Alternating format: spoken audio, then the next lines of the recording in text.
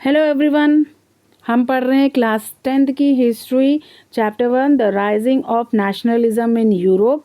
उसके अंतर्गत आज हम पढ़ेंगे the making of Germany and Italy, यानी कि जर्मनी और इटली किस तरीके से बनी गई थी, और in another word unification of Germany and unification of Italy. Now अब पहले हम जर्मनी के बारे में पढ़ते हैं। पहला क्वेश्चन यहाँ पे ये पुट ऑन किया गया है कि can the army be the architect of nation, क्या एक आर्मी नेशन की निर्माण कारक या आर्किटेक्ट हो सकती है? तो चलिए देखते हैं ना। यहाँ पे कहा गया है कि 1848 के बाद जो जर्मनी में जो नेशनलिज्म की जो भावना थी वो अपने आप को डेमोक्रेसी और रेवोल्यूशन से अलग होने लगी। उसकी जो भावना थी नेशनलिज्म की यूरोप के पीपल के अंदर, वो अब डेमोक्रेसी और रेवोल्यूशन से अलग होने लगे। उनका जो झुकाव उस समय डेमोक्रेसी रेवोल्यूशन से जो था वो हटने लगा। अब इसी अलगाव का फ़ायदा उठा के, इसी नेशनलिस्ट सेंटिमेंट का फ़ायदा उठा के जो कंसर्वेटिव थे उन्होंने क्या किया, अपनी पावर को प्रमोट करना शुरू कर दिया। और उन्होंने जो उनका जो पॉलिटिकल डोमिनेंस था, यानी कि उनकी राजनीतिक जो वर्चस्व था पूरे यूरोप में, उसको वो फैलाने लगे ना। अब ये चीज़ आप कब देखते हैं? जब जर्मन और इटली जब बन रहा था, जब जर्मन और इटली को एक नेशन बनाने की प्रक्रिया हो रही थी, तो अब ये जो इमोशंस थे, ये जो प्रमोशन हो रहा था कंजर्वेटिव पावर का, आप ये चीज़ उस दौरान देख सकते थे कि किस तरीके से एक कंजर्वेटिव पावर को प्रमोट कर जर्मनी में एक कंजर्वेटिव अपनी पावर को प्रमोट कर रही है। तो ये चीज़ आप जब जर्मनी और इटली एक नेशन स्टेट में बन रहे थे तब आप देख सकते हैं ना। जो ये बेसिकली जो ये नेशनलिस्ट की भावना थी, जो राष्ट्रीयता की जो भावना थी, वो ज़्यादातर मिडिल क्लास जर्मनियों के बीच में थी, जिन्होंने 1948 में जो ये चाहते थे, 1948 के दौरान जिन्होंने ये कोशिश की थी कि जितने भी जर्मन कन्फेडरेशन के अंदर जितने भी रीजन आते हैं, कन्फेडरेशन का मतलब होता महासंघ, जर्मन महासंघ के अंदर जितने भी प्रांत यानी कि जितने भी रीजन आते हैं, वो उन सब को कन्वर्ट करके एक नेशन में तब्दील कर दें। और ये जो नेशन है, ये जो जर्मन नेशन है, उसको उनके द्वारा, वहाँ के लोगों द्वारा चुनी पार्लियामेंट के द्वारा चलाया जाए। वो ये चाहते थे। पर इनकी ये जो स्वतंत्रता पहल थी, यानी कि जो लिबरल इनिशिएटिव था एक नेशन बनाने का, उसको राजशाही, फौज और जितने भी बड़े बड़े जमींदार थे पर्शिया के, उन्होंने उनकी इस पहल को, कौन सी पहल को, एक राष्ट्र बनाने की जो पहल थी, उसको दबा दी ना। जब उन्होंने इस पहल को दबाया, जो राष्ट्र बनाने की जो पहल थी, जब इन राजशाही, मिलिट्री और बड़े बड़े ज़मींदार, जो पर्शिया के जो बड़े बड़े ज़मींदार थे, जब उन्होंने एक नेशन बनाने की पहल को दबाया, तो उस समय क्या हुआ, जर्मनी ने फिर इस आंदोलन का नेतृत्व संभाला। अब पर्शिया ने फिर इस आंदोलन का नेतृत्व संभाला। अब पर्शिया ने क्या बोलते, यूनिफिकेशन, जो एक जर्मन को एक नेशन बनाने का बीड़ा उठा लिया कि अब पर्शिया ने इस आंदोलन का नेतृत्व करके एक जर्मन को एक नई आइडेंटिटी देने का, एक जर्मन को एक नया नेशन बनाने का बीड़ा उठा लिया ना। उस समय जो पर्शिया का जो चीफ मिनिस्टर था, यानी उस समय जो पर्शिया का जो मुख्यमंत्री था, ऑटो वन बिस्मार्क, उसने क्या किया, उसने इस प्रोसेस के दौरान, इस प्रोसेस को पूरा करने के लिए, क्या था ये प्रोसेस, एक जर्मन को एक नेशन स्टेट बनाने के प्रोसेस को पूरा करने के लिए उसने पर्शियन आर्मी और पर्शियन ब्यूरोक्रेसी की मदद ली। यहाँ पे ब्यूरोक्रेसी नौकरशाही को कहा जाता है। तो पर्शियन आर्मी और पर्शियन नौकरशाहों की मदद ली ना। इस दौरान पर्शिया ने पिछले 7 साल में 3 वॉर लड़े, 3 युद्ध लड़े। ये जो वॉर्स थे, ये ऑस्ट्रिया, डेनमार्क और फ्रांस के खिलाफ थे। अब इसमें पर्शिया ने जीत हासिल की और उसके बाद उसने जर्मन को एक राष्ट्र बनाने के जितनी भी प्रोसेस था, जितनी भी प्रक्रिया थी, उसको भी कंप्लीट कर लिया ना। फिर उसके बाद उसने यानी कि पर्शिया ने जनवरी 1871 में पर्शियन किंग विलियम II को जर्मन का एम्परर बनाया ना। ये जो सेरेमनी थी, ये जो आयोजन था, ये वर्साइल में हुआ।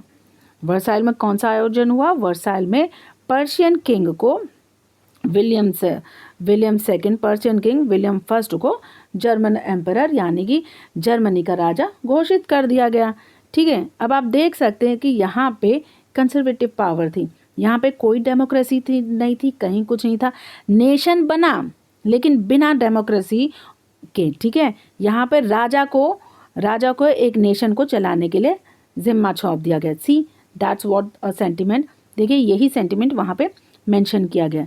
लेकिन उसी समय 18 जनवरी को एक बहुत ही बड़ी कड़ाके की ठंड में 18 जनवरी को 1871 में फिर एक सभा बुलाई गई, जहाँ पे जर्मन के राजकुमार लोग थे, जर्मन स्टेट्स के राजकुमार इकट्ठे हुए, आर्मी के रिप्रेजेंटेटिव इकट्ठे हुए, पर्शिया के कई महत्वपूर्ण मिनिस्टर्स इकट्ठे हुए, जिसमें मुख्यमंत्री ऑटो वन बिस्मार्क भी थे। उन्होंने वर्साइल पैलेस की हॉल ऑफ मिरर में एक सभा की, जहाँ पे उन्होंने एक नया जर्मन एम्परर घोषित कर दिया, जो कि केसर विलियम फर्स्ट थे पर्शिया के। ठीक है, एक नए जर्मन एम्पायर के लिए उन्होंने एक नया राजा घोषित कर दिया, जो कि पर्शिया के केसर विलियम फर्स्ट थे ना। जब ये नेशन बिल्डिंग प्रोसेस हुआ तो इसमें देखा गया कि इसमें पर्शिया का जो दबदबा था वो कई गुना ज़्यादा था। जब जर्मन को एक नेशन, ये एक राष्ट्र के तौर पे बनाया जा रहा था, तो वहाँ पे ये चीज़ साफ नज़र आ रही थी कि इसमें पर्शिया है उसका डोमिनेंस दिख रहा था, उसका वर्चस्व दिख रहा था, उसकी पावर दिख रही थी, पर्शिया की ताकत दिख रही थी कि कैसे पर्शिया अपनी ताकत के बल पे, कैसे पर्शिया एक डोमिनेंट के रूप में जर्मन को एक नेशन बनाने में लगा हुआ है ना। तो जब ये नया स्टेट बना, जब जर्मन एक नया स्टेट बनाया, तो उन्होंने क्या किया, उन्होंने मॉडर्निटी को ज़्यादा तवज्जो दी, यानी मॉडर्नाइजेशन को ज़्यादा तवज्जो दी। उन्होंने इस बात पे जोर दिया कि जितनी भी करेंसी है, बैंकिंग सिस्टम है, जितने भी कानून और जुडिशियल सिस्टम है जर्मनी में, उसको मॉडर्नाइज कर दिया जाए। ठीक है, तो इसी को ध्यान में रखते हुए पर्शिया ने कई तरह के मेजर्स लिए, कई तरह के प्रैक्टिस की, और एक जर्मन को एक मॉडल, तो जर्मन का पर्शिया के जितने भी मेजर्स है, जितने भी प्रैक्टिस थे, वो जर्मनी के लिए एक मॉडल के तौर पे साबित हुए। जर्मन उसे एक मॉडल के रूप में देखने लगा। ठीक है, now let's move on to the next topic, that is Italy unified, यानी यूनिफिकेशन ऑफ इटली, यानी मेकिंग ऑफ इटली, यानी कि अगेन किस तरीके से इटली को बनाया गया। Italy Now, like Germany, Italy had a long history of political fragmentation. तो जर्मनी की तरह इटली की भी एक बड़ी हिस्ट्री थी पॉलिटिकल, मतलब राजनीतिक तौर पे इधर उधर बिखरे हुए प्रांतों की। तो जो इटालियंस थे, जितने भी इटालियन वासी थे, वो चारों तरफ बिखरे हुए थे, चारों तरफ अलग अलग तरीके की डायनेस्टी थी। ठीक है, और बहुत ही मल्टी नेशन था पर्शिया, यानी मल्टी राज्य था। इटली इधर उधर हर जगह फैली हुई थी और मल्टी राज्य में था। कुछ डायनेस्टी के तौर पे थे, तो कुछ एक मल्टीनेशनल हैब्सबर्ग एम्पायर में शामिल थे। तो इटली हर जगह थे, आधे हैब्सबर्ग एम्पायर में शामिल थे, आधों की अपनी अलग अलग डायनेस्टी थी। तो जो अगर देखा जाए तो पॉलिटिकली, जो राजनीतिक तौर पे जो इटली थी, वो चारों तरफ तितर बितर फैली थी। इटालियंस लोग थे, जितने भी इटली स्पीकिंग लोग थे, वो चारों तरफ तितर बितर फैले हुए थे नाउ। लेकिन during the middle 19th century, Italy was divided into 7 states, of which only one, Sardinia-Piedmont, was ruled by an Italian princely house. तो लेकिन मिडल सेंचुरी 19th सेंचुरी के मध्य में जो इटली था, उसको 7 स्टेट्स में बांट दिया गया, जिसमें से सर्देनिया पिएडमोंट जो था, उसको एक इटालियन प्रिंस हाउस चलाता था। बाकी जितने भी 6 स्टेट्स थे, उनको अलग अलग रूलर चलाते थे, लेकिन सिर्फ सर्देनिया पिएडमोंट को इटली द्वारा चलाया जाता था, इटली राजकुमार द्वारा चलाया जाता था। अब जो नॉर्थ में तो इटली का जो हिस्सा था वो ऑस्ट्रियन हैब्सबर्ग के अंडर में था, और जो सेंटर में यानी कि जो मध्य में जो इटली का हिस्सा था उसको पोप चला रहे थे, उस पे पोप का राज्य था। और जो सदर्न प्रांत में जो इटली का हिस्सा था वो ज़्यादातर स्पेन के बर्बन किंग्स के कंट्रोल में था। ठीक है, इसके अलावा जो इटालियन भाषा थी उसको एक कॉमन लैंग्वेज का दर्जा नहीं था। ठीक है, उसको एक वो कई भाषाओं में कई जगह पे कई प्रांत में अलग अलग तरीके से बोला जाता था, यानी इटालियन एक कॉमन तौर पे नहीं बोली जाती थी। जितने भी अलग अलग प्रांत थे तो इटालियन उसी के अकॉर्डिंग इटालियन बोली जाती थी। उसमें एक रीजनल टच, इटालियन भाषा में एक रीजनल टच हुआ करता था। लेकिन 1830 के दौरान जिप्सी मेज़नी आपने ऑलरेडी फ्रेंच रेवोल्यूशन के दौरान 9th में पढ़ा होगा कि जिप्सी मेज़नी कौन था। तो 1830 के दौरान जिप्सी मेज़नी जो था उसने जो इटली को एक यूनाइट करके उसको एक गणतंत्र बनाने का जो प्रोग्राम कंडक्ट किया था, ठीक है, had sought to put together coherent program for unitary Italian republic. तो 1813 के दौरान जिप्सी मेज़नी ने एक प्रोग्राम बनाया जिसके अंतर्गत वो इटालियन को जो इटली देश है उसको एक गणतंत्र के तौर पे बनाना चाहता था। ठीक है, तो ही हैड ऑल्सो फॉर्म्ड, इसके लिए उसने क्या किया, एक सीक्रेट सोसाइटी बनाई जिसको उसने यंग इटाली का नाम दिया, जिनकी सोच सेम थी, या ये कह सकते हैं कि उस यंग इटालियन में जितने भी मेंबर थे उनकी जो सोच थी और उनका जो गोल था वो एक ही था। ठीक है, वो क्या था, लोगों में जागरूकता स्प्रेड करना, इटाली को एक राष्ट्र बनाने की जो जागरूकता थी वो लोगों के बीच में फैलाना, उनका ये काम था। ये जो यंग इटाली थी, जो सीक्रेट सोसाइटी जिप्सी मेज़नी ने बनाई थी, उस यंग इटाली के मेंबर्स का क्या काम था, एक ही लक्ष्य था कि लोगों के बीच में जागरूकता फैलाना कि हमें एक राष्ट्र की ज़रूरत है, हमें एक नेशन की ज़रूरत है। पर ये जो रेवोल्यूशन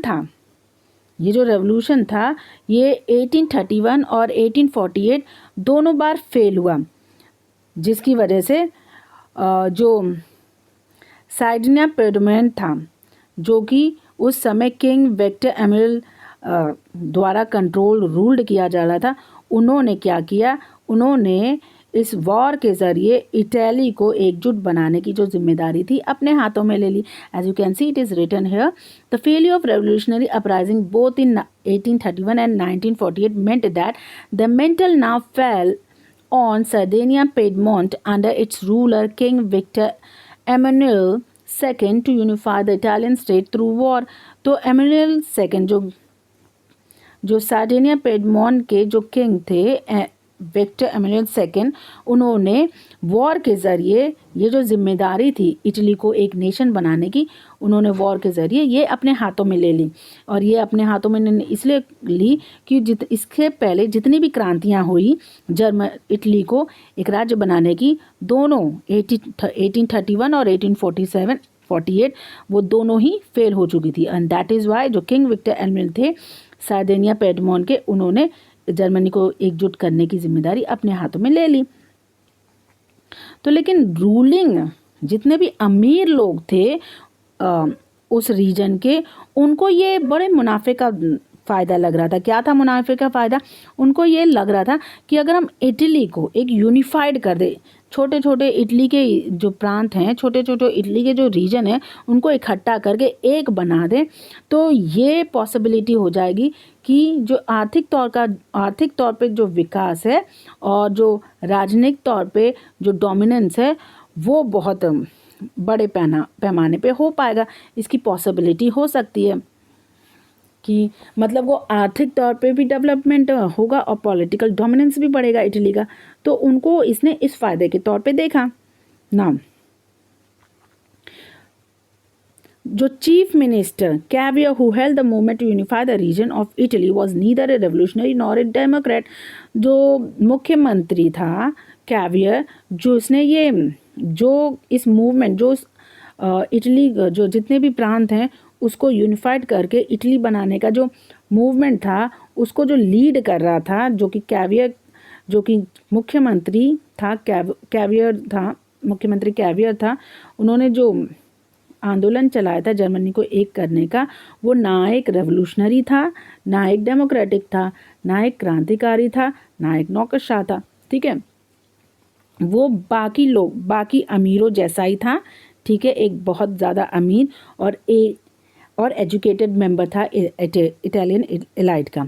यहाँ पे जब इटालियन एलाइट की बात करते तो इटालियन एलाइट उन लोगों को कहा जाता है जो बहुत ही कई गुना ज़्यादा अमीर होते। ठीक है, तो ये जो चीफ मिनिस्टर कैवियर थे वो कई गुना ज़्यादा अमीर था और एजुकेटेड था, जैसे नॉर्मली इटालियन एलाइट्स होते हैं।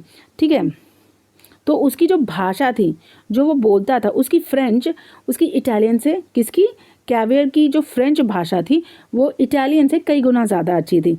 ठीक है, लेकिन उसने बड़ी ही चतुर रणनीति के जरिए बहुत ही चतुरता से, यानी कि बहुत ही इंटेलिजेंटली उसने फ्रांस के साथ अलायंस की और उसके बाद उसने उसके बाद जो सर्डेनिया पेडमेंट था वो बहुत ही ईजिली ऑस्ट्रेलिया की फोर्स को डिफीट किया 1859 में। मतलब फ्रांस की मदद से कैवियर है उसकी बड़ी चतुर टैक्टिक्स से उसने फ्रांस की मदद ली और उसके बाद जो सर्देनिया पेडमोंट था उसने ऑस्ट्रेलिया को 1859 में डिफीट कर दिया। ऑस्ट्रेलिया की जितनी भी फोर्स थी उसको 1859 में हरा दिया। तो जो नॉर्मल जो रेगुलर ट्रूप थी उसके अलावा कई बड़े पैमाने पर जो वॉलंटियर आर्मी थी जिप्सी गार्डबाल्डी के अंतर्गत उन्होंने भी इस वॉर में हिस्सा ले लिया। कौन से वॉर में? ऑस्ट्रेलिया को हराने वाला जो वॉर है उन्होंने उस वॉर में हिस्सा ले लिया। ठीक है, नॉर्मल तो आर्मी वॉर में गई ही थी, उसके अलावा जिप्सी गार्डबी के अंतर्गत के लीडरशिप में भी बहुत सारी ऐसी आर्मी थी जो वॉलंटियरली उन्होंने ऑस्ट्रेलिया के खिलाफ युद्ध में शामिल हो गए। फिर जब उन्होंने ऑस्ट्रिया को हराया तो 1860 में ये साउथ इटली और जो टू सिसिलिया किंगडम था वहाँ पर ये घुस गए। ठीक है, उसके बाद उन्होंने वहाँ के लोकल, यानी जो वहाँ के जो लोकल किसान थे उनकी मदद से उन्होंने स्पेनिश जो रूलर था, कहाँ पे, साउथ इटली और टू सिसिलिया किंगडम में जो स्पेनिश रूलर था उन्होंने उसको उखाड़ फेंका। ठीक है, ये याद रखिए 1861 में ये जो आर्मी थी वो साउथ इटली और टू सिसिलिया किंगडम के प्रांत में घुसी। वहाँ पे उन्होंने लोकल किसानों की मदद लेकर स्पेनिश रूलर को उखाड़ फेंका। फिर 1861 में विक्टर एल्विन सेकंड को यूनाइटेड इटली का राजा घोषित कर दिया गया। कौन सी डेट को? 1861 को। ठीक है, उसके बाद however much of Italian production among whom rate of illiteracy were very high remained blissful unaware of liberalism nationalist ideology। लेकिन इतना हो गया, इटाली एक यूनाइटेड नेशन बन गई। ठीक है, उसको विक्टर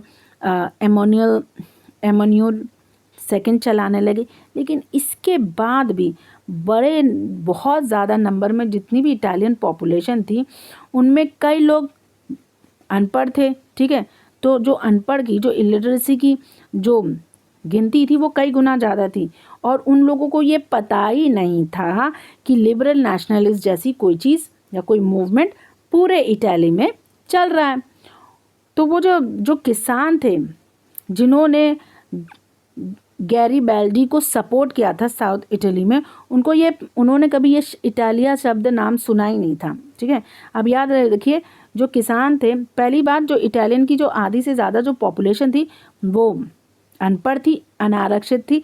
ठीक है, और उनको वो इस बात से अनजान थी, वो इस बात से अनअवेयर थी कि लिबरल नेशनलिस्ट जैसी कोई विचारधारा पूरे इटली में फैली हुई है। ठीक है, और जो किसान थे जिसने गैरीबाल्डी को मदद की थी साउथ इटाली में घुसने में, उन्होंने कभी इटालिया जैसा शब्द सुना ही नहीं। उनको ये लग रहा था, वो इस बात पे यकीन कर रहे थे कि ला इटालिया जो है वो विक्टर सैमुअल की वाइफ है ना। इट्स फनी, उनके अकॉर्डिंग ये था कि ला इटालिया एक विक्टर सैमुअल की वाइफ है और वो इसी बिलीव में चलने लगे। ठीक है ना, अब पढ़ते हैं strange case of Britain. Now strange case of Britain क्यों, मतलब why this heading is given. देखिए स्ट्रेंज केस ऑफ ब्रिटेन इसलिए दिया गया कि अनलाइक जर्मनी और इटली जैसे ब्रिटेन में कोई झगड़ा झुगड़ा नहीं हुआ, ब्रिटेन में कोई आंदोलन नहीं चला उसको एक नेशन बनाने के लिए। जर्मनी में आंदोलन चला नेशन बनाने के लिए, इटली में आंदोलन चला नेशन बनाने के लिए, ठीक है। लेकिन ब्रिटेन में ऐसा कुछ नहीं हुआ। ब्रिटेन में जो कुछ हुआ बड़े शांतिपूर्वक हो गया, कोई आंदोलन नहीं, कोई भावना नहीं, वो नेशन स्टेट ऐसे ही बन गया। The model of the nation और the nation state some scholar have argued is Great Britain. तो कुछ स्कॉलर्स के अकॉर्डिंग जो नेशन का एक मॉडल होना चाहिए, एक नेशन का जो एक मॉडल है या नेशन स्टेट का जो मॉडल है वो ग्रेट ब्रिटेन से ज़्यादा कुछ और नहीं हो सकता। आदर्श, एक आदर्श ग्रेट ब्रिटेन को कई स्कॉलर ने नेशन का या और नेशन स्टेट का एक आदर्श माना है, ठीक है। In Britain the formation of nation state was not the result of sudden upheaval और रेवोल्यूशन। देखा, मैंने कहा था ना, ब्रिटेन में जो नेशन स्टेट बना है वो अचानक किसी उठापटक या रेवोल्यूशन से नहीं बना है, ठीक है। वो बड़े शांतिपूर्वक बना है। जैसे इटली और जर्मनी में एकदम उठापटक हुई, एकदम क्रांति हुई तो नेशन स्टेट बने, नहीं। लेकिन ब्रिटेन में ऐसा कुछ नहीं हुआ। ब्रिटेन में नेशन स्टेट बिना किसी उठापटक और बिना किसी रेवोल्यूशन के बने, यानी कि कोई नतीजा रेवोल्यूशन भी नहीं हुआ, उठापटक भी नहीं हुई, ठीक है। ये बहुत ही लंबा प्रोसेस था। मतलब ये जो रिज़ल्ट है, जो एक नेशन स्टेट बनने का जो रिज़ल्ट है वो बड़ी ही लंबी प्रतिक्रिया की वजह से हुआ। वो लंबी प्रतिक्रिया क्या थी, ठीक है। अब जानते हैं कि वो क्या लंबा प्रोसेस था जिसकी वजह से ब्रिटेन एक नेशन स्टेट में बना। देखो, पहले तो there was no British nation prior to the 18th century. तो 18th सेंचुरी से पहले कोई ब्रिटिश नेशन नहीं था, ठीक है, ठीक है। जो प्राइमरी आइडेंटिटी थी उन पीपल की जो ब्रिटिश आइलैंड में रहती थी वो एथनिक्स के अकॉर्डिंग थी, उनके उनके क्या बोलते हैं, उनकी एथनिक के अकॉर्डिंग थी, ठीक। ये याद रखिए। जैसे इंग्लिश, कई ट्राइब्स थे, इंग्लिश थे, वेल्स थे, स्कॉट्स थे, आयरिश थे। जिस तरीके की वो वेशभूषा, जिस तरीके की वो भाषा करते थे, तो जो ब्रिटिश आइलैंड में जो पीपल की जो मुख्य आइडेंटिटी थी वो इसी के ज़रिए, उनके एथनिक के ज़रिए पता चलती थी, ठीक है। तो जितने भी एथनिक ग्रुप्स थे उनकी अपनी एक कल्चर थी, उनका अपना एक पॉलिटिकल ट्रेडिशनल था, राजनीतिक जो ट्रेडिशन होता है, राजनीतिक जो कल्चर होता है वो उनका अपना था। मतलब ये जितने भी ये कितने तीन, ये इंग्लिश, वेल्स, स्कॉट और आयरिश, ये जो 3 एथनिक ग्रुप थे उनका अपनी ही कल्चर थी, अपनी ही एक संस्कृति थी और अपनी एक राजनीतिक ट्रेडिशन थी, ठीक है। But as the English nation steadily grew wealth, importance and power, it was to extend its influence over the other nation of the island. लेकिन जैसे जैसे जब इंग्लिश नेशन जो था वो जैसे जैसे अमीर होता गया, जैसे जैसे उसकी अहमियत बढ़ती गई, जैसे जैसे उसकी ताकत बढ़ती गई, तो उसका जो प्रभाव था, उसका जो इन्फ्लुएंस था बाकी जो नेशन उस आइलैंड में थे, कौन से नेशन जो बाकी जो इस नेशन जो आइलैंड में थे, वेल्स, स्कॉट, आयरिश, इंग्लिश, जैसे जैसे जो इंग्लिश जो ट्राइब्स थी वो जैसे जैसे अमीर होती गई, जैसे जैसे ताकतवर होती गई, जैसे जैसे बहुत इम्पॉर्टेंट होती गई, तो उनका जो प्रभाव था वो बाकी वेल्स, स्कॉट और आयरिश जैसे नेशन पे पड़ने लगा। तो पहले तो ब्रिटिश आर्मी ने 1688 में मोनार्की से उनकी पावर छीन ली, ठीक है। उसके बाद at the end of protracted conflict was the instrument through which nation state with England at its centre come to force. पहले इंग्लिश पार्लियामेंट ने क्या किया, मोनार्की से उसकी पावर छीन ली। फिर उसके बाद उन्होंने क्या किया कि इंग्लिश जो इंग्लैंड है उसको सेंटर में ला के एक नेशन स्टेट, एक नया राष्ट्र बनाने की, एक राष्ट्र बनाने का पूरा प्लान किया, ठीक है। तो उसी दौरान एक्ट ऑफ यूनियन जो कि इंग्लैंड और स्कॉट के बीच में था, जिसका रिजल्ट क्या हुआ कि United kingdom of great Britain बना, ठीक है। एक एक्ट ऑफ यूनियन इंग्लैंड और स्कॉटिश के बीच में साइन किया, जिसकी वजह से यूनाइटेड किंगडम ऑफ ब्रिटेन का जन्म हुआ, उदय हुआ या ब्रिटेन बनाया गया। meant in effect that England was able to impose its influence on Scotland। तो मतलब ये जो यूनाइटेड किंगडम ऑफ ब्रिटेन बनाया गया, उसका मेन मकसद क्या था? जो इंग्लैंड थी उसने अपना इन्फ्लुएंस, उसने अपना प्रभाव स्कॉटलैंड में डालना शुरू कर दिया, ज़बरदस्ती अपना प्रभाव स्कॉटलैंड में डालना शुरू कर दिया। जैसे जैसे जो ब्रिटिश पार्लियामेंट थी, जैसे जैसे उसमें जो इंग्लिश मेंबर थे उसकी जब डोमिनेंसी यानी उसका जो वर्चस्व बढ़ने लगा, तो उन्होंने क्या करना शुरू कर दिया? तो उन्होंने जो स्कॉटलैंड के जो कल्चर थे, स्कॉटलैंड के जो पॉलिटिकल इंस्टीट्यूशन थे, उन्होंने उसको धीरे धीरे ख़त्म करना शुरू कर दिया। यानी कि स्कॉटलैंड के वासियों को ब्रिटिश आइडेंटिटी अपनाने के लिए, यानी कि ब्रिटिश बनने के लिए मजबूर करने लगे, उनका कल्चर ख़त्म करने लगे, उनका जो पॉलिटिकल इंस्टीट्यूशन है, जो सिस्टम है, वो उनको ख़त्म करने लगे। जब ये ब्रिटिश अपनी आइडेंटिटी यानी ब्रिटिश अपनी जो पहचान है स्कॉटलैंड वासियों पे थोप रहे थे ना, तो वहाँ पर एक कुल था, कैथोलिक जो कुल था, वो इस सप्रेशन के खिलाफ खड़ा हुआ।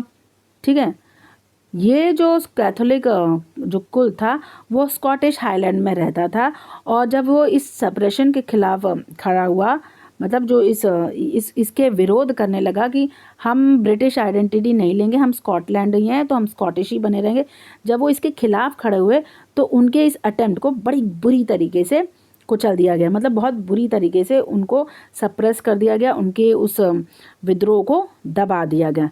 ठीक है, अब क्या हुआ? उनके इस विद्रोह को दबा दिया गया, तो जो ये कैथोलिक क्लैन था उनको क्या गया? उनको अब उनकी भाषा बोलने से रोक दिया गया, फॉरबिडन कर दिया गया कि अब वो गैलिक लैंग्वेज नहीं बोलेंगे, अब वो अपनी नेशनल ड्रेस नहीं पहनेंगे, और कई लोगों को तो ज़बरदस्ती उनके होमलैंड से निकाल दिया गया, फोर्सफुली उनको उखाड़ कर फेंक दिया गया कि ना, अब तुम जाओ, अब तुम इस होमलैंड में नहीं रह सकते। तो ये जो ब्रिटिश थे, क्योंकि इनकी इंग्लिश जो ब्रिटिश पार्लियामेंट थी, उसमें इंग्लिश मेंबर का जो वर्चस्व था, जो दबदबा था, वो बढ़ने लगा था, जिसकी वजह से ये इन लोगों ने क्या किया? स्कॉटिश जो पीपल्स थे उन पे दबाव डालने लगे कि वो इंग्लिश आइडेंटिटी अपनाए, ब्रिटिश पहचान अपनाए, उनको मजबूर करने लगे कि वो गैलिक लैंग्वेज यानी गैलिक भाषा को छोड़ के इंग्लिश भाषा अपनाए, उनकी ड्रेस को मजबूर करने लगे कि वो अपनी जो स्कॉटिश पीपल को मजबूर करने लगे कि वो अपनी नेशनल ड्रेस ना पहने, जो इंग्लिश पीपल पहनते हैं वो पहने, उनको ज़बरदस्ती उनकी जो मातृभूमि वहाँ से, होमलैंड से, वहाँ से भी खदेड़ने लगे। तो ये स्कॉटिश के साथ हुआ, और इसी तरह की जो घटना है वो फिर आयरलैंड के साथ भी शुरू हुई। पहले स्कॉटिश के साथ इंग्लिश पीपल ने ये सब किया, फिर इसी तरह की घटना उन्होंने आयरलैंड के साथ करने शुरू कर दी, तो इसी तरीके की किस्मत आयरलैंड की भी हो गई। तो it was a country deeply divided between Catholic and Protestant. पर आयरलैंड जो कंट्री थी वो दो हिस्सों में बटी थी, एक हिस्सा कैथोलिक का था और एक हिस्सा प्रोटेस्टेंट का था। तो ब्रिटिश ने, जो इंग्लिश पीपल थे, उन्होंने क्या किया? उन्होंने इसका फ़ायदा उठाया। तो उन्होंने जो आयरलैंड थे उनके जो प्रोटेस्टेंट थे उसकी मदद करने लगे, और धीरे धीरे उन्होंने जो कि कैथोलिक कंट्री थी, स्पेशली जो आयरलैंड था उसमें कैथोलिक लोगों की संख्या ज़्यादा थी, लेकिन जो ब्रिटिशर्स थे, जो इंग्लिश पीपल थे, उन्होंने प्रोटेस्टेंट की मदद की और जो कैथोलिक के ऊपर अपना दबदबा कायम करना शुरू कर दिया। तो इसके खिलाफ, ये जो कैथोलिक थे, इसके खिलाफ इन्होंने विरोध किया। इन्होंने किस बात का विरोध किया? इन्होंने जो ब्रिटिश का जो दबदबा बन रहा था उनके ऊपर, कैथोलिक के ऊपर, कैथोलिक लोगों ने इसका विरोध किया, लेकिन ब्रिटिश ने उसको दबा दिया। ठीक है, ब्रिटिश ने उसको ख़त्म कर दिया। जब ये विरोध फेल हुआ, जो कि किसके द्वारा चलाया जा रहा था? वोल्फटोन और यूनाइटेड आयरिशमैन के द्वारा चलाया गया था। जब ये फेल्ड हो गया, ये विरोध फेल्ड हो गया ब्रिटिश डोमिनेंस के खिलाफ, तो आयरलैंड को ज़बरदस्ती यूनाइटेड किंगडम में शामिल कर लिया। 1801 में आयरलैंड को ज़बरदस्ती यूनाइटेड किंगडम में शामिल कर लिया, और इसी के साथ एक नया ब्रिटिश नेशन बन के आया, जहाँ पे इंग्लिश का जो संस्कृति थी उसका डोमिनेशन देखने को मिला। अब the symbol of new Britain, अब नए ब्रिटेन के कई सिंबल्स बनने लगे। नया ब्रिटिश फ्लैग बना, नया नेशनल एंथम इंट्रोड्यूस हुआ। फिर उसके बाद इंग्लिश लैंग्वेज का बहुत ज़्यादा प्रचार होने लगा। और जितने भी ओल्डर जो नेशंस थे उनको ब्रिटिश का एक सबऑर्डिनेट पार्टनर बन के रहने के लिए मजबूर कर दिया गया। मतलब अब जो ब्रिटिश पीपल करेंगे वो ही बाकी स्कॉटलैंड, आयरलैंड और वेल्स लोगों को मानना पड़ेगा। अब वो उनके सबऑर्डिनेट पार्टनर बन के रह गए। ठीक है, next move on to the visualizing the nation, मतलब एक राष्ट्र का सपना देखना। ठीक है, while it is easy enough to represent a ruler through a portrait or a statue, how does one go about giving a face to a nation?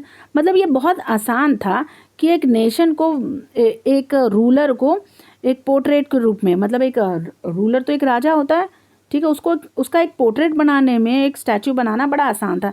लेकिन क्या हम एक राष्ट्र को शक्ल या चेहरा दे सकते थे? यहाँ पर ये पूछा गया था कि रूलर का तो चेहरा होता है, उसकी तो पोर्ट्रेट और स्टैचू बन जाएगी, पर क्या किसी राष्ट्र का एक चेहरा हो सकता है? तो 18th और 19th सेंचुरी में जो आर्टिस्ट थे उन्होंने एक नेशन को एक व्यक्ति का चेहरा देने का जो तरीका था वो ढूंढ निकाला, जो रास्ता था वो ढूंढ निकाला।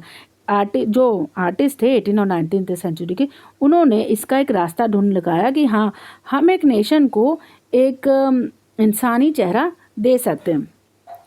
और अगर दूसरी भाषा में कहा जा सके, एक नेशन यानी एक राष्ट्र को एक इंसान का रूप दे सकते हैं ना।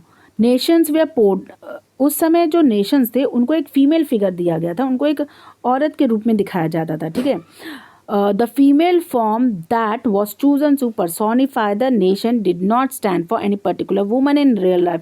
लेकिन जो वुमेन्स का फॉर्म था, जो एक फीमेल का फॉर्म था, उसको किसी असली वुमेन के साथ नहीं जोड़ा जा रहा था। मतलब वो अलग ही फॉर्म था, कोई रियल लाइफ में कोई असली वुमेन नहीं थी जो कि उस फीमेल का रूप दिया गया। वो एक नए तरीके की फीमेल थी, इमेजिनरी फीमेल थी, जो कि एक नेशन को दर्शा रही थी। ठीक है, it sought to give the abstract idea of the nation a concrete form।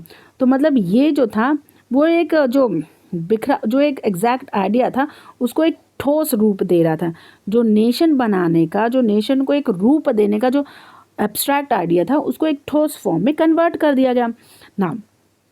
ये जो फीमेल फिगर, जो नेशन को एक फीमेल फिगर के रूप में दर्शाया गया था, उसको एल्गोरी बोला जा रहा था। ठीक है ना। अगर आप याद करें फ्रेंच रेवोल्यूशन में, तो फ्रेंच रेवोल्यूशन में एक आर्टिस्ट था, उसने भी एक फीमेल एल्गरी बनाई थी, जो कि क्या दर्शा रही थी, जो कि लिबर्टी, जस्टिस और रिपब्लिक जैसे आइडिया को एक फीमेल एल्गरी के रूप में दर्शा रही थी। ठीक है, आपको याद होगा अगर आपने फ्रेंच रेवोल्यूशन पढ़ा है ना। These ideal represent through specific object और सिंबल। तो ये जो आइडियाज़ हैं ये ज़्यादातर किसी ऑब्जेक्ट के या किसी चिन्ह के जरिए रिप्रेजेंट कर रहे थे। तो अगर आपको याद होगा तो जो आज़ादी थी, ठीक है, वो रेड कैप में थी। अगर आपको ये याद है कि जो लिबर्टी ऑफ स्टैचू था, जो कि आर्टिस्ट, जो फ्रेंच रेवोल्यूशन के दौरान जो आर्टिस्ट ने एक जो फीमेल फिगर बनाया था लिबर्टी, जस्टिस और रिपब्लिक का, तो उसमें अगर आप देखें तो जो उस फीमेल फिगर ने जो रेड कैप पहनी थी वो स्वतंत्रता दर्शा रही थी। जो रेड कैप या जो टूटी चेन पहनी थी वो स्वतंत्रता दर्शा रही थी। और जो उसके आंखों में जो ब्लाइंड फोल्ड था, जो उसके आंखों में पट्टी थी, वो जस्टिस को दर्शा रहा था।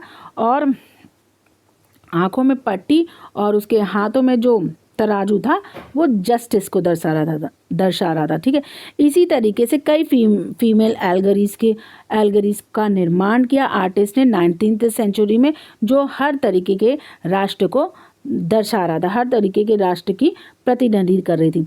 जैसे कि फ्रांस में थी वो मराइना, जो कि एक क्रिश्चियन नेम है, बड़ा पॉपुलर क्रिश्चियन नेम है। वो फ्रांस को आइडेंटिफाइड कर रहा था। मतलब वो क्या अंडरलाइन कर रहा था, वो फ्रांस के पीपल के जो आइडियाज़ थे उसको रिप्रेजेंट कर रहा था, ठीक है।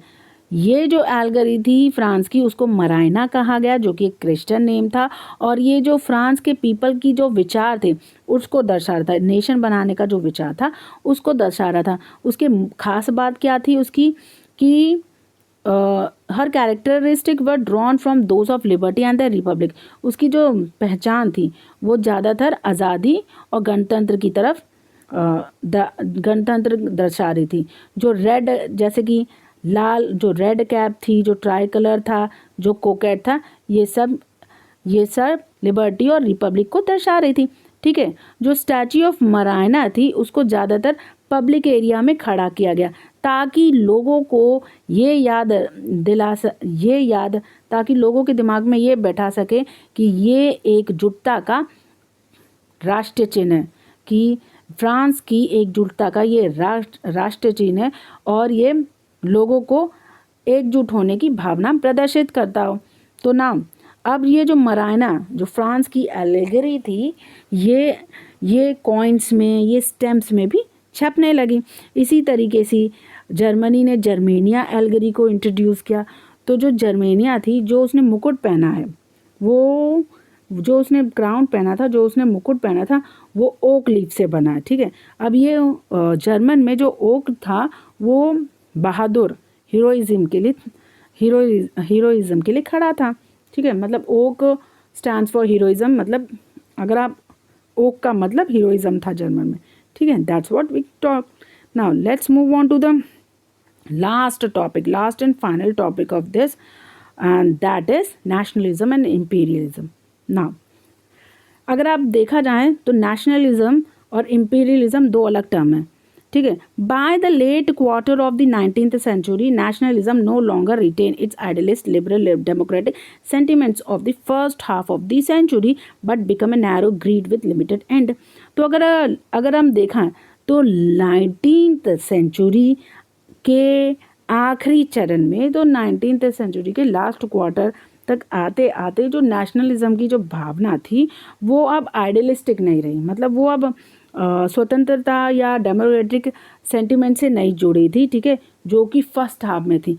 19th सेंचुरी की शुरुआत में जिस तरीके से लोग स्वतंत्रता, गणतंत्र की बात कर रहे थे, अब उसके 19th सेंचुरी के अंत होते होते अब उस तरीके की जो भावना थी वो ख़त्म हो गई थी। अब जो था, अब जो भावना थी वो एक लिमिटेड उसमें आ गई थी, ठीक है, वो नैरो ग्रेड में हो गई थी, ठीक। During this period nationalist group become increasingly intolerant of each other and ever ready to go to war। तो जैसे ये दौर शुरू हुआ तो जो नेशनलिस्ट ग्रुप थे, जो राष्ट्रीय बनाने के जो ग्रुप थे, वो अब एक दूसरे को बर्दाश्त नहीं कर पा रहे थे, ठीक है। उनकी जो एक दूसरे को जो बर्दाश्त करने की क्षमता थी वो ख़त्म होती जा रही थी। वो हमेशा तैयार रहते थे एक दूसरे से युद्ध करने के लिए। तो जो मेजर यूरोपियन पावर थी उन्होंने इसी चीज़ को मैनिपुलेट करना शुरू कर दिया, इसी चीज़ का उन्होंने फ़ायदा उठाना शुरू कर दिया, ठीक है। ये याद रखिए, जब नेशनलिस्ट ग्रुप आपस में लड़ने लगे, आपस में एक दूसरे को बर्दाश्त नहीं कर पा रहे थे और आपस में लड़ने लगे थे, तो जो कई यूरोपियन जो पावर थी उस समय, उसने इसी नेशनलिस्ट भावना की, इसी राष्ट्रीय भावना को अपने फ़ायदे के लिए इस्तेमाल करना शुरू कर दिया। और उनका फ़ायदा क्या था? इम्पीरियलिस्ट बनाना, यानी अपने आप को उस कॉन्टिनेंट में सबसे ताकत बनाना, उन लोगों को अपने अंडर करना, ये उनका सबसे बड़ा एम था। The most serious source of nationalist tension in Europe after 1871 was the area called the Balkan. जो सबसे सीरियस जो नेशनलिस्ट का जो टेंशन था वो यूरोप में 1871 के बाद हुआ। किस एरिया में हुआ था? ये बाल्कन एरिया में था। ये बहुत सबसे सीरियस नेशनलिस्ट टेंशन थी उस समय, राष्ट्रीयता के बीच में सबसे गंभीर समस्या, सबसे गंभीर इशू था 1871 में। यूरोप में सबसे गंभीर इशू शुरू हुआ जो कि बाल्कन एरिया में शुरू हुआ।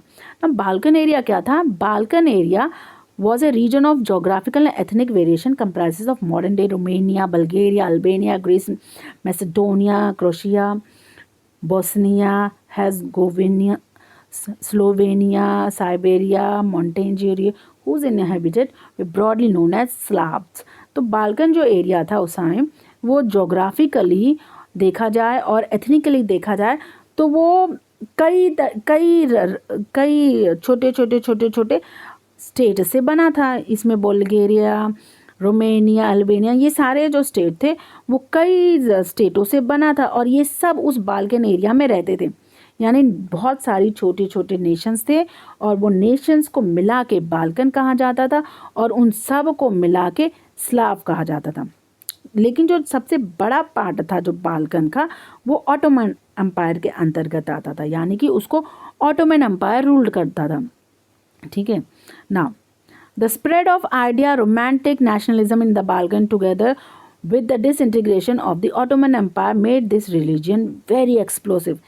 जब जो रोमांटिक भावना थी यानी कि नेशन के खिलाफ, नेशन के प्रति जो भक्ति भावना थी, जब उस तरीके की आइडिया बाल्कन में आए तो बाल्कन के जो इनहेबिटेंट्स थे, बाल्कन में जो रहने वाले लोग थे, उनके अंदर अजीब तरीके की भावना आने लगी और वो ऑटोमन एम्पायर के खिलाफ युद्ध करने के लिए, उनके खिलाफ रिवॉल्ट करने के लिए तैयार हो गए।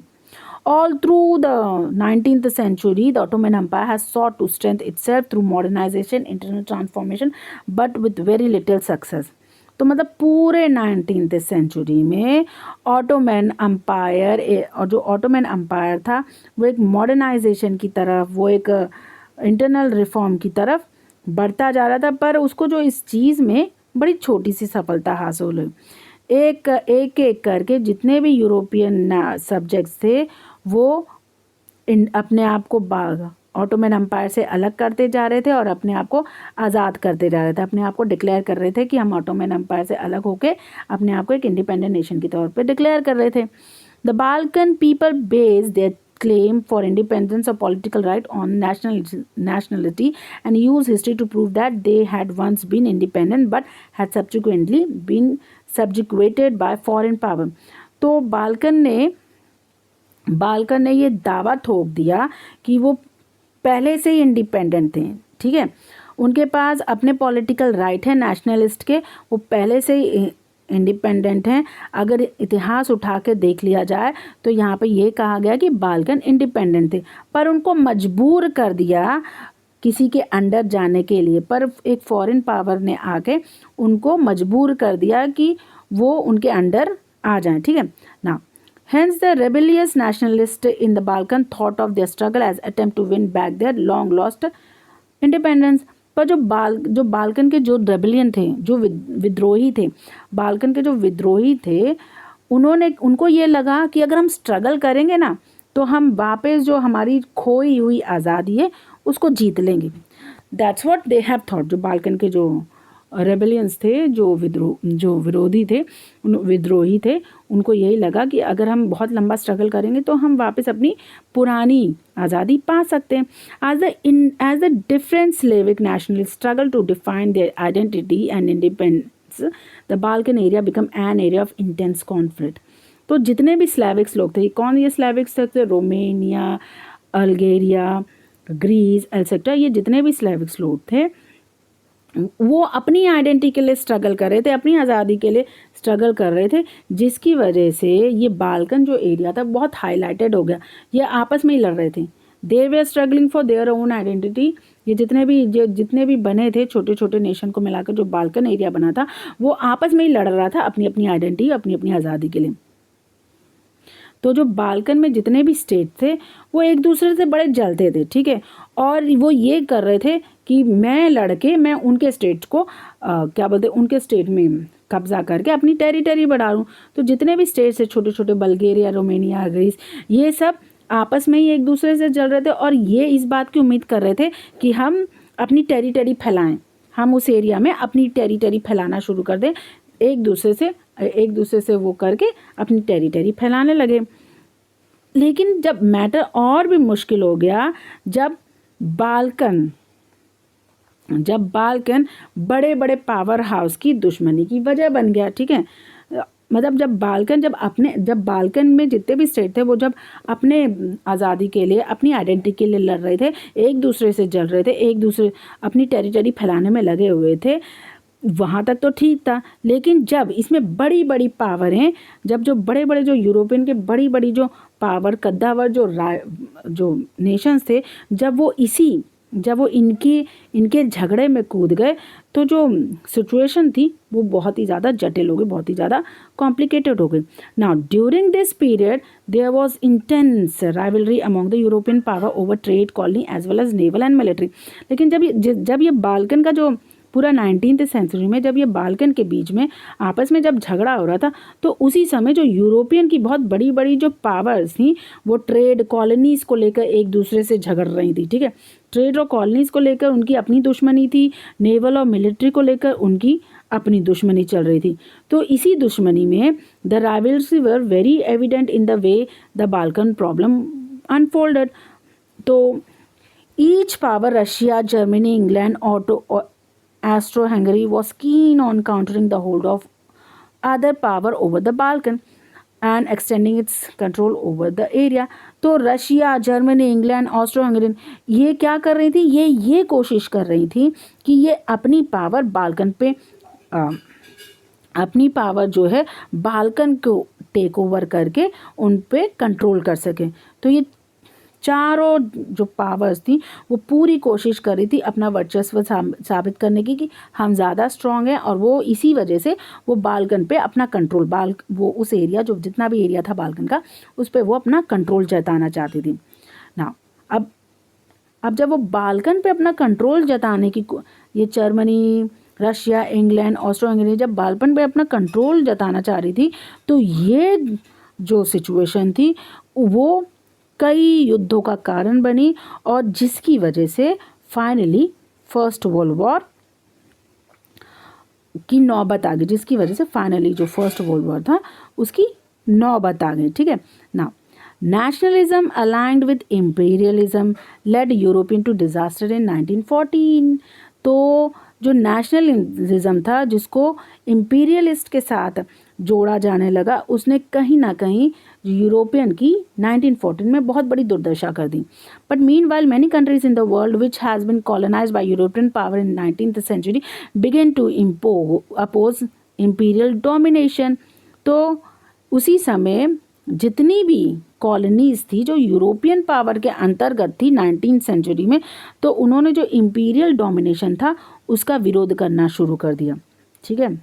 Now the anti-imperial movement that had developed everywhere were nationalists in the sense that they all struggled to form independent nation state and were inspired by a sense of collective national unity forged in the confrontation with the imperialism.